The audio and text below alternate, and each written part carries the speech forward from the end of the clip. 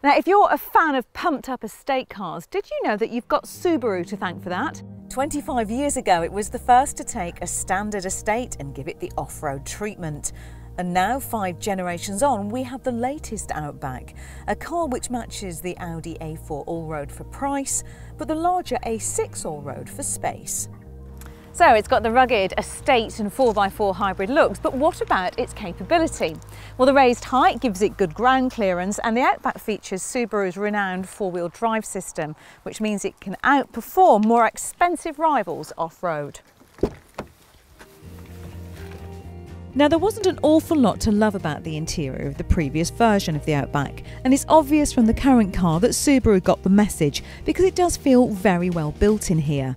Now, it's not the most stylish interior I've ever sat in, but everything looks and feels good quality and it's really well laid out. It easily matches those of its more mainstream rivals.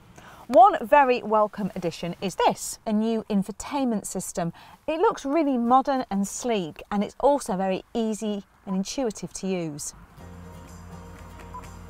There are 2 trim levels, SE and SE Premium, and Subaru have been generous with the standard kit.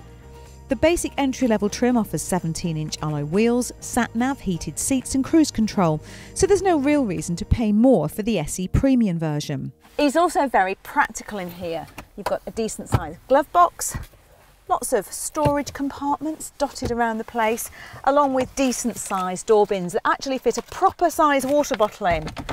There's plenty of adjustment in the seat and also here in the steering wheel. So, let me scoot into the back and see if it's as practical back there.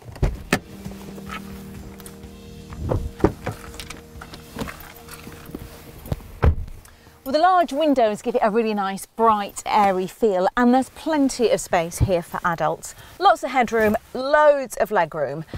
Now, I know that you're thinking that driving position is set for me and I'm only 5'4", but it isn't. It's set for the man behind the camera and he's 5'11". So as you can see, plenty of space in here. It's also quite practical too. You've got decent sized door bins, good sized pockets on the back of the seat. And in here is an armrest with cup holders, along with 2 Isofix child seat points. Another big tick for practicality back here. Now, given its estate car shape and dimensions, it's not surprising to find that the Outback scores strongly in the boot department. The large boot lid opens to reveal a generous amount of luggage space, and the loading lip of the boot is usefully lower than on the previous model, making it easier to get awkward and heavy items into the back of the car. All models have split folding rear seats which increase the capacity, making it larger than that of the Volvo XC70. The seats don't lie completely flat when they're folded down, but they are pretty close. Now, when it comes to engines, there's a choice of just 2. There's a 2.5 litre petrol or this 2 litre diesel. Now, the efficiency and character of this diesel makes it the obvious choice. It's far punchier than the petrol. It's better for towing and also for going off-road with a really nice smooth delivery of power. It also returns better fuel economy, with Subaru claiming it'll give around 50 miles to the gallon. I've been averaging, it says here, 44.8, so that's actually pretty good. If you're planning to go off-road in your Outback regularly, then you probably will want to go for the diesel engine with a lineartronic gearbox. Now, it includes special driving modes that really help the car grip on tricky surfaces. In fact, off-road is where this car feels most at home. It's got really excellent traction, and hill descent control means you can experience steady, controlled progress down really quite steep hills. So Outbacks that come fitted with the lineartronic automatic gearbox are also equipped with Subaru's new EyeSight technology.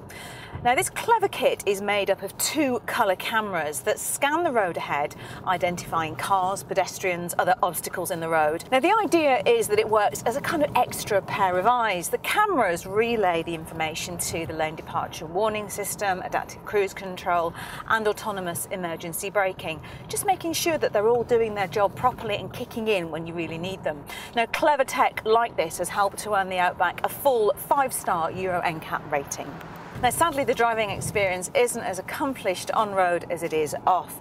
Now, this model's got the 6-speed manual gearbox, which is stiff, a bit notchy, and the diesel engine is also quite noisy. Now, while there's plenty of grip thanks to that 4-wheel drive system and the steering is accurate, that raised ride height means that there's quite a lot of body roll into corners, and the brakes also feel quite spongy.